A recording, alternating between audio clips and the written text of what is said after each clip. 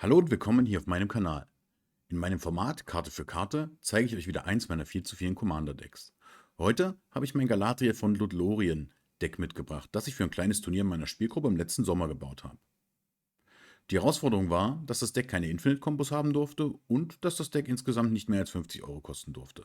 Ich spiele das Deck seitdem immer noch sehr gerne und da ich erst vor ein paar Tagen neue Karten aus dem Final Fantasy Set und aus Edge of Eternities ins Deck getan habe, dachte ich mir, es könnte für euch Spieler da draußen interessant sein, das Deck mal zu sehen.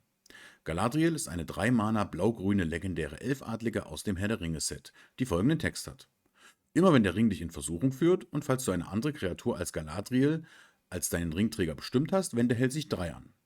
Außerdem hat sie den Text: Immer wenn du Hellsicht anwendest, kannst du die oberste Karte deiner Bibliothek aufdecken. Falls auf diese Weise eine Länderkarte aufgedeckt wird, bringst du sie getappt ins Spiel.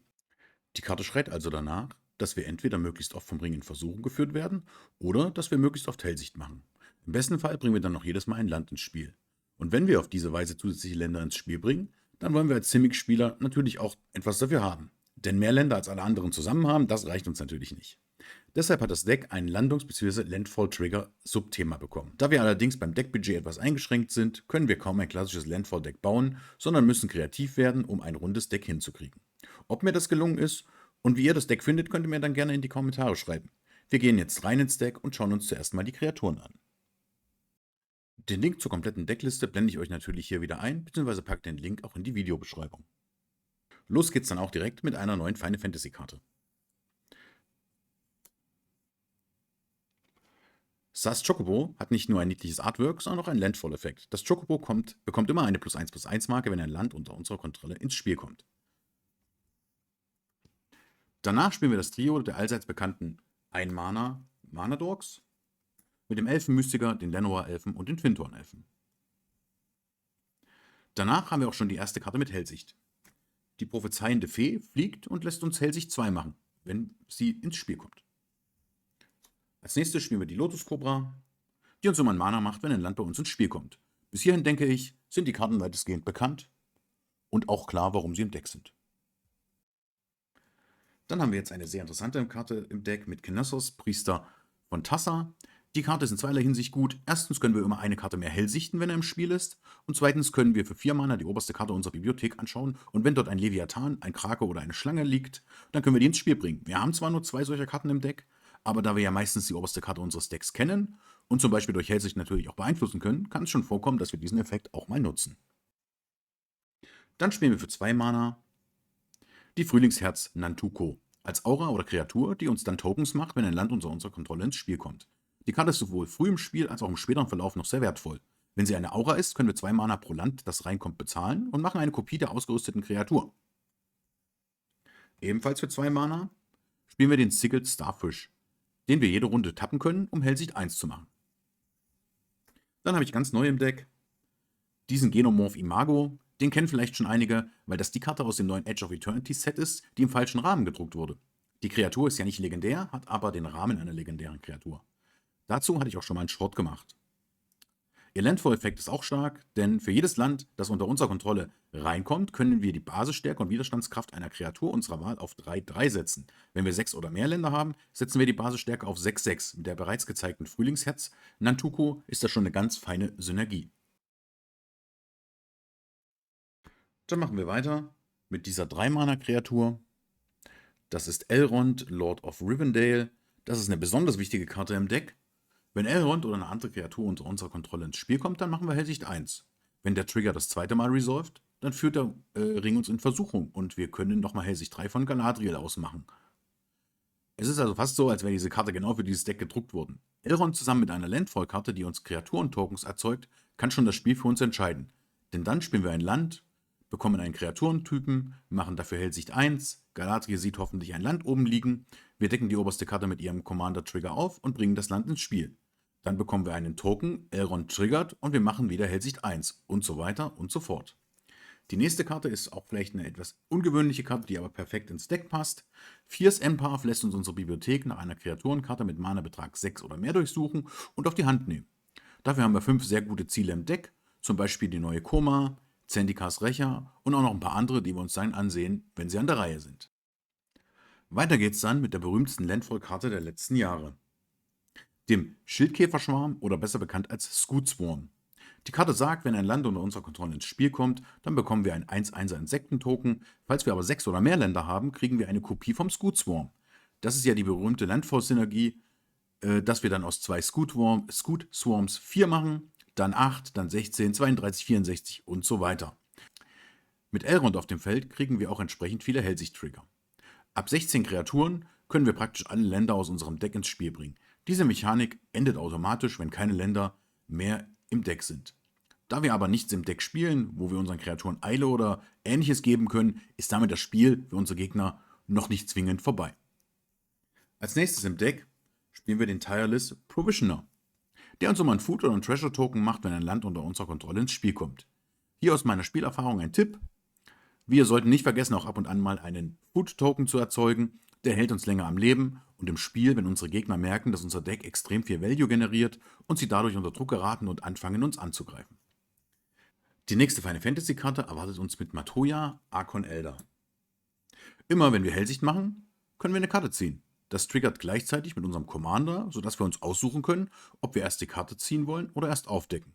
Hier muss man aber aufpassen, dass wir nicht zu viele Hellsicht-Trigger auf den Stack legen, da wir uns sonst die ganze Bibliothek ziehen und eventuell sogar sterben, weil wir aus einer leeren Bibliothek ziehen wollen. Für 4 Mana geht es dann mit einer witzigen Karte weiter, die gar nicht so einfach zu verstehen ist. Der Cryptic Annelid sagt, wenn er ins Spiel kommt, machst du Hellsicht 1, dann Hellsicht 2 und dann Hellsicht 3. Wie synergiert die Karte mit unserem Commander und wie wird der Effekt verrechnet? Bevor ich es erkläre, kannst du mir in die Kommentare schreiben, wie du denkst, dass es funktioniert. Okay, man könnte ja bei der Karte meinen, dass sie so mit Galadriel funktioniert. Wir machen Hellsicht 1, dann haben wir einen Trigger von Galadriel und decken auf und dann machen wir Hellsicht 2 und decken auf und dann Hellsicht 3 und decken auf. Das ist aber falsch. Denn der Effekt einer Karte muss erst vollständig abgearbeitet werden, bevor neue Effekte vom Stack entfernt werden können. Also machen wir Hellsicht 1, dann Hellsicht 2, dann Hellsicht 3 und wir merken uns die Trigger von Galadriel einfach. Wenn der Kreaturen-ETB dann abgearbeitet ist, können wir 3-mal die oberste Karte aufdecken. Mit Mana-Betrag 5 spielen wir dann Tatiova, Ventische Druidin. Das ist eine klassische Karte in Landfall-Decks, die uns immer eine Karte ziehen lässt, wenn ein Land unter unserer Kontrolle ins Spiel kommt. Jetzt ist es natürlich so, dass wir nicht immer nur Länder spielen wollen, sondern wir brauchen auch hin und wieder Handkarten. Deswegen haben wir mit dem Mana-Betrag 6 Eligeth Crossroads Augur oder zu Deutsch Eligeth Augur des Scheidewegs im Deck, den wir auch mit dem vorhin genannten Tutor aus unserem Deck herausholen können. Eligeth sagt einfach nur, dass wir anstatt Hellsicht zu machen, einfach so viele Karten ziehen. Bis jetzt haben wir ja nur Kreaturen in unserem Deck gesehen, die ganzen Hexereien und Spontanzauber und Artefakte, die Hellsicht drauf haben, die kommen ja alle erst noch. Mit dem zupackenden Kraken haben wir auch eine schöne Control-Karte im Deck, wo wir durch die Landfall-Effekte die Kreaturen unserer Gegner tappen und mit einem Stun-Counter belegen können. Die Kreaturen enttappen dann nicht, solange sie noch betäubt sind. Als nächstes haben wir die tobenden Barlots. Die haben einen spannenden Landfall-Effekt, dass sie uns für jedes Land, das bei uns reinkommt, einfach einen 4-4er machen. Das ist doch auch wirklich gut. Dann hatte ich ja vorhin schon gesagt, wir spielen auch Zendikars Rächer. Wenn der reinkommt, kriegen wir so viele Pflanzentokens, wie wir Länder haben und legen dann eine +1/+1 Marke auf die Pflanzen, wenn ein Land bei uns reinkommt. Die letzte Kreatur, die wir im Deck spielen, ist, habe ich vorhin auch schon mal gesagt, das ist die neue Koma, die Weltenverschlingerin. Die kann nicht neutralisiert werden, sie hat Abwehr 4 und trampelt auch noch. Außerdem hat sie einen schmalen 8/12er Body und wenn sie Kampfschaden macht, erzeugen wir so viele 3/3er Schlangen-Kreaturen-Spielsteine. Das waren jetzt alle 22 Kreaturen im Deck. Dann werfen wir doch als nächstes einen Blick auf die Hexereien. Davon spielen wir 13 Stück. Und wir starten mit einer Karte aus dem Herr der Ringe-Set. Das ist hier Birthday Escape. Für ein blaues Mana ziehen wir eine Karte und dann führt uns der Ring in Versuchung. Das lässt uns mit unserem Commander dann Hellsicht 3 machen, solange wir eine andere Kreatur als Galadriel als unseren Ringträger auswählen. Für ein grünes Mana hingegen können wir auch Elvish Farsight oder die elfische Fernsicht spielen. Da machen wir direkt Hellsicht 3 und können dann die oberste Karte unserer Bibliothek aufdecken. Wenn oben eine Kreatur liegt, was wir durch die Hellsicht ja beeinflussen können, dann ziehen wir die Karte. Und da dann nochmal oben drauf haben wir einen Trigger von Galadriel und decken die nächste Karte auf. Wenn es ein Land ist, bringen wir es getappt ins Spiel. Außerdem, für ein blaues Mana, spielen wir die Hexerei Mystic Speculation. Wieder ein Spell, der uns Hellsicht 3 machen lässt, aber diesmal können wir 2 Mana extra bezahlen und kriegen den Spell wieder auf die Hand durch die Buyback-Mechanik. Das ist also auch vor allen Dingen im späteren Verlauf des Spiels eine sehr, sehr gute Karte. Als nächstes spielen wir auch Serum Visions. Der lässt uns eine Karte ziehen und Hellsicht 2 machen. Die Karte ersetzt sich also selbst und wir können im besten Fall danach noch ein Land ins Spiel bringen. Das waren alle Zaubersprüche, die wir in Mana-Betrag 1 spielen und die waren auch allesamt schon richtig stark. Jetzt legen wir mal einen Mana oben drauf und schauen, was wir dafür bekommen. Da habe ich als erste Karte ein Explore. Wir ziehen eine Karte und können dann ein zusätzliches Land spielen. Die Karte ist auf der Standhand natürlich mit entsprechend vielen Ländern sehr gut. Und später im Spiel, wenn wir unsere Landfall-Kreaturen liegen haben, können wir so auch nochmal einen sicheren Landfall-Trigger herbeiführen. Als nächste Karte im Deck spielen wir die Impede Momentum oder auch die Schwunghemmung. Damit können wir eine Kreatur tappen und 3 Betäubungsmarken drauflegen. So können wir effektiv eine Gefahr für uns ausschalten und zusätzlich dürfen wir noch Hellsicht 1 machen, sonst würde ich die Karte vermutlich nicht spielen. Und wir erinnern uns, das ist ein, in Anführungsstrichen, Turnierdeck, also stark zum Beispiel gegen einen Voltron-Commander. Für ebenfalls 2 Mana, wobei eins grün sein muss, spielen wir Time of Need. Das dürfte eine Karte sein, die nicht so viele Spieler kennen. Für ein grünes und ein generisches Mana suchen wir uns eine beliebige legendäre Kreatur aus unserem Deck heraus und nehmen sie auf die Hand. Und ich bin eigentlich ganz froh, dass es diese, ich sag mal, alten Schätze noch gibt. Jedenfalls nutzen wir die Karte ganz flexibel, um uns unsere wichtigen Kreaturen aus dem Deck herauszusuchen.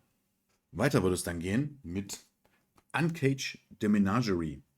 Wir durchsuchen unsere Bibliothek nach x Kreaturen mit unterschiedlichen Namen, die alle den gleichen Converted Mana Cost von x haben.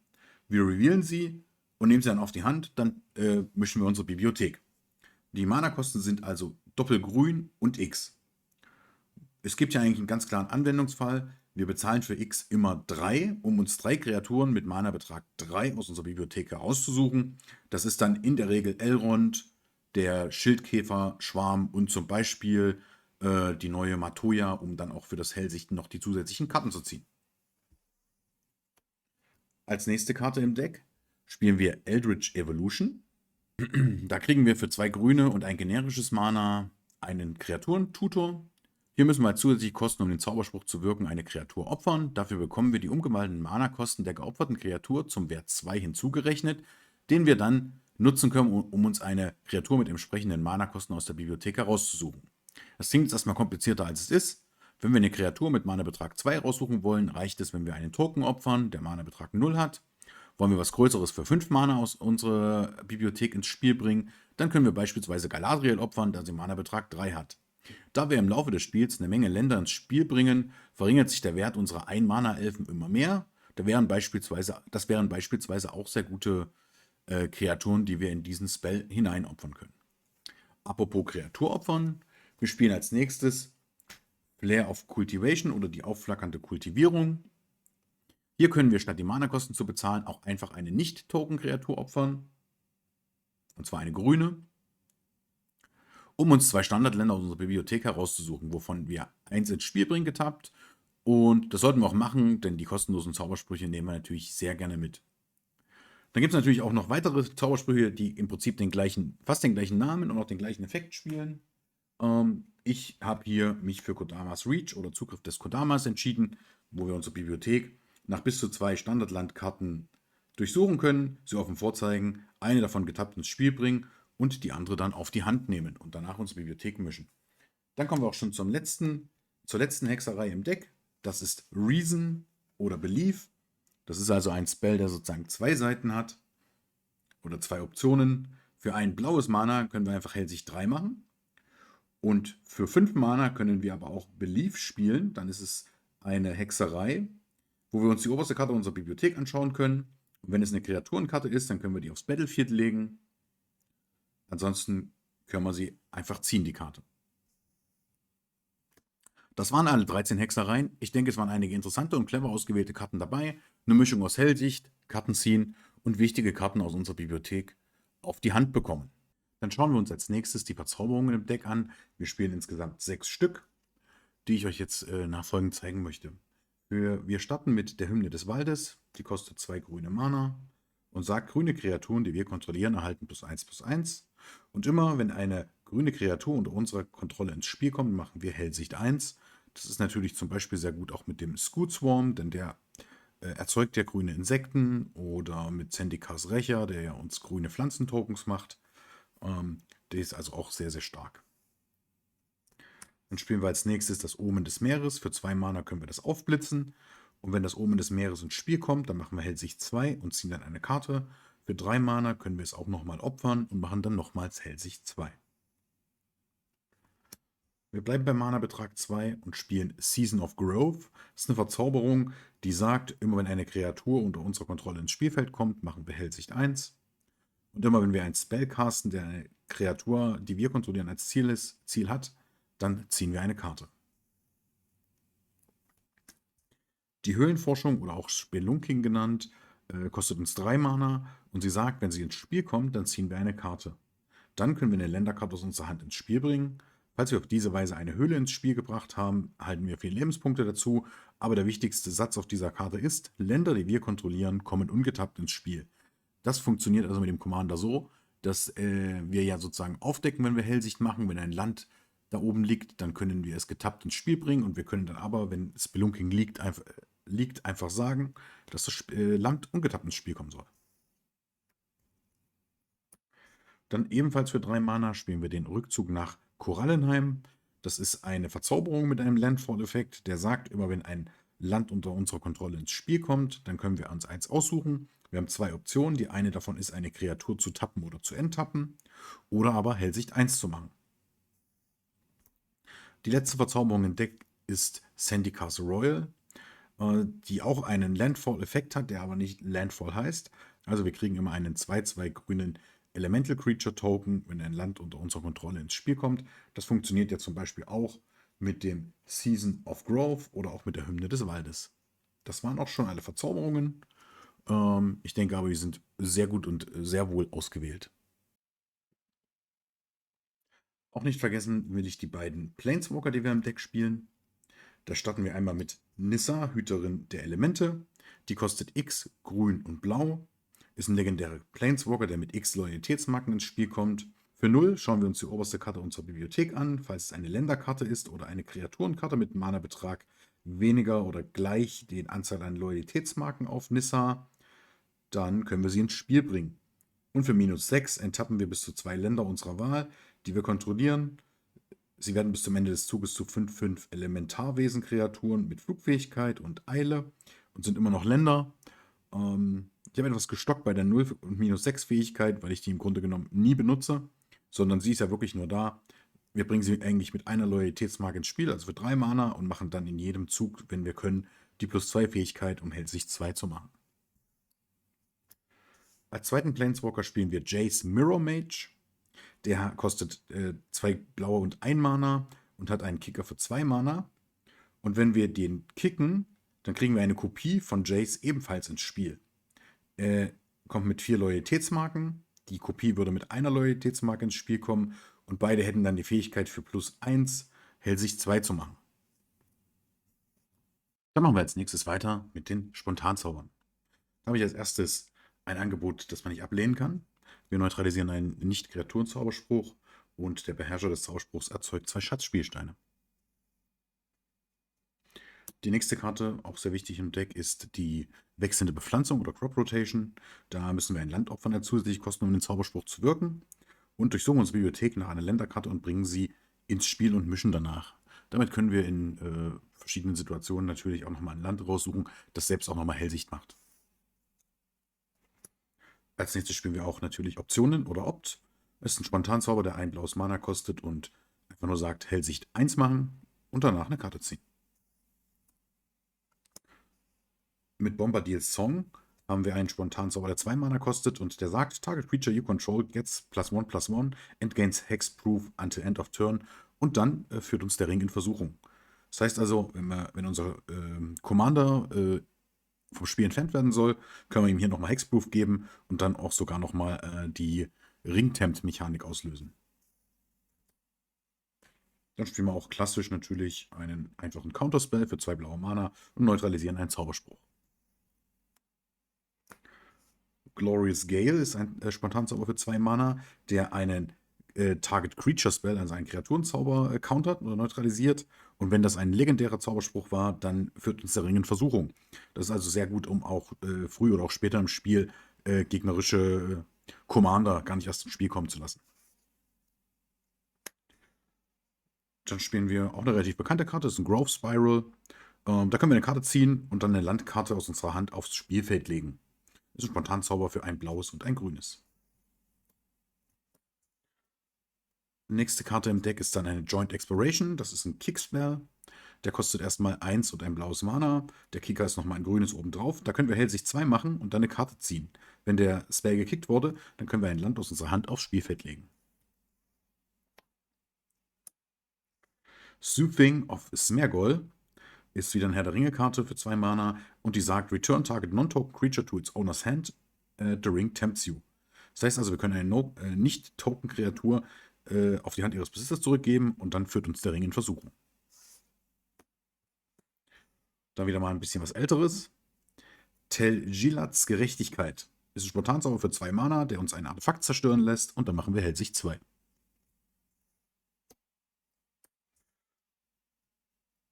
Für 3 Mana können wir dann im Spontanzauber Geschwindigkeit eine permanent unserer Wahl zerstören und der Beherrscher erzeugt einen 3/3 grünen Bestien-Kreaturenspielstein. The Beast Within.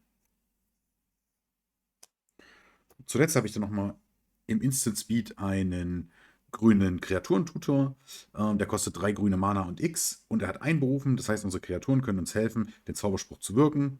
Jede Kreatur, die wir tappen, während wir den Zauberspruch wirken, bezahlt dann ein generisches Mana. Und wir durchsuchen unsere Bibliothek nach Kreaturenkarten mit umgewandelten Mana-Kosten von X oder weniger und bringen sie direkt ins Spiel und danach mischen wir unsere Bibliothek. Das waren alle unsere Spontanzauber im Deck, die ich denke aber auch alle ziemlich mächtig sind. Als nächstes schauen wir uns noch die Artefakte an, die wir im Deck spielen. Und los geht's für 1 Mana mit der Spur aus Süßigkeiten. Das ist eine Bloomburrow-Karte, die sagt, wenn die Spur aus Süßigkeiten ins Spiel kommt, dann wenden wir Hellsicht 2 an. Für 2 Mana können wir sie tappen und auch opfern und dann erhalten wir 3 Lebenspunkte und ziehen eine Karte. Das heißt also, der Enter the Battlefield-Effekt ist natürlich ganz klar passend in unser Deck, aber auch später im Spiel können wir das dann nochmal opfern, um vielleicht auch mal eine wichtige Karte von oben von unserer Bibliothek zu ziehen. Zu der Karte muss ich dann nicht mehr viel sagen. Das ist ein ganz normaler Soul Ring, der uns 2 Colorless Mana erzeugt und einen Mana selbst kostet. Für ein weiteres blaues Mana können wir Witching Well spielen. Wenn der ins Spielfeld kommt, machen wir Hellsicht 2. Und für 4 Mana können wir ihn opfern, um 2 Karten zu ziehen. Die Arkane Petschaft für 2 Mana ist ja auch eigentlich in jedem Deck bekannt. Und wir tappen sie, um ein Mana einer beliebigen Farbe in der Farbidentität unseres Commanders zu erzeugen. Für 3 Mana spielen wir den Inherited Envelope. Ist eine Herr der Ringe-Karte, die ich ganz spannend finde. Wenn die ins Spiel kommt, dann führt uns der Ring in Versuchung und er erzeugt ein Mana einer beliebigen Farbe. Und als letztes Artefakt für 5 Mana, wobei 2 grün sein müssen, spielen wir den Chocobo Racetrack. Der hat einen Landfall-Effekt. Immer wenn ein Land, das wir kontrollieren, ins Spielfeld kommt, kriegen wir einen 2/2 grünen Vogel-Kreaturen-Token, der selbst nochmal den Effekt hat, immer wenn ein Land und unserer Kontrolle ins Spielfeld kommt, dann bekommt der Token +1/+0 bis zum Ende des Zuges. Damit haben wir jetzt schon einen Großteil der Karten im Deck gesehen. Fehlen nur noch die Länder, von denen wir hier, weil es ja ein Landfall-Deck ist, auch 39 Stück spielen. 38. Und starten würden wir mit der Kristallgrotte. Die Kristallgrotte sagt, wenn sie ins Spiel kommt, machen wir Hellsicht 1. Dann erzeugt sie uns ein farbloses Mana oder wir können 1 bezahlen und das Land tappen, um einen Mana einer beliebigen Farbe zu erzeugen. Dann spielen wir einen Befehlsturm, der ein Mana einer beliebigen Farbe in der Farbidentität unseres Commanders erzeugt. Wir spielen den Pfad der Ahnen, der kommt getappt ins Spiel. Wir können ihn tappen, um ein Mana einer Farbe in der Identität unseres Commanders zu erzeugen. Und wenn das Mana ausgegeben wird, um einen Kreaturenzauber zu wirken, der einen Kreaturentyp mit unserem Commander gleich hat, dann können wir Hellsicht 1 machen. Wir spielen ja zum Beispiel einige Elfen im Deck. Das kann also durchaus mal vorkommen. Als nächstes spielen wir Castle Ventress. Wenn wir eine Insel kontrollieren, kommt es ungetappt ins Spiel. Es tappt für ein blaues Mana und für 4 Mana können wir es tappen, um Hellsicht 2 zu machen. Dann wieder ein Land aus Herr der Ringe, Rivendell. Wenn wir eine legendäre Kreatur kontrollieren, dann kommt es ungetappt ins Spiel. Es tappt für ein blaues Mana. Wir können 2 Mana bezahlen, um Hellsicht 2 zu machen, aber nur, wenn wir eine legendäre Kreatur kontrollieren. Die Grey Heavens, wenn sie ins Spiel kommen, machen sie uns Hellsicht 1. Sie tappen für ein Colorless Mana. Oder wir können es tappen, um ein Mana einer beliebigen Farbe unter den legendären Kreaturen in unserem Friedhof zu erzeugen.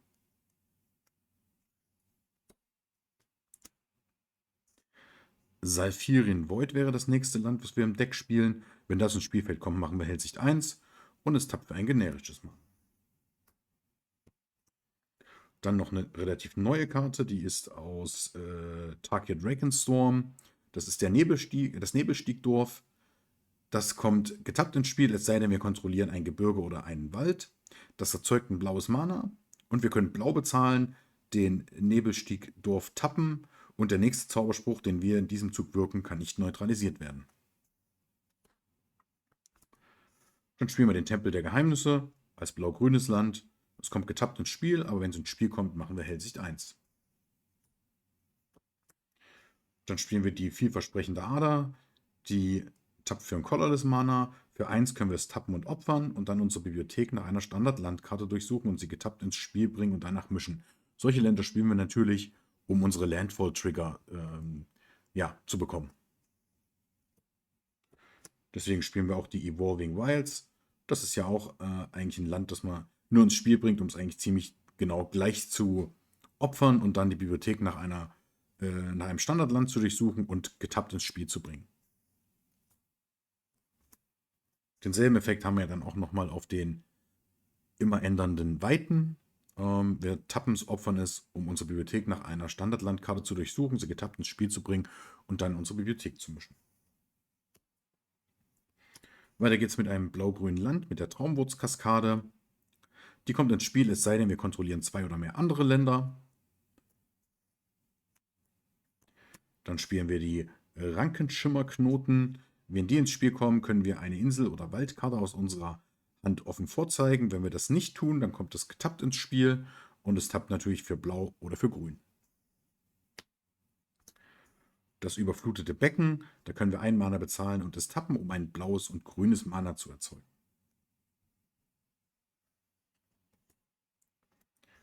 Dann spielen wir die Simic Wachstumskammer. Die kommt getappt ins Spiel und wenn sie ins Spiel kommt, dann bringen wir ein Land, das wir kontrollieren, auf die Hand ihres Besitzers zurück und wir können es dann tappen, um 2 Mana zu erzeugen.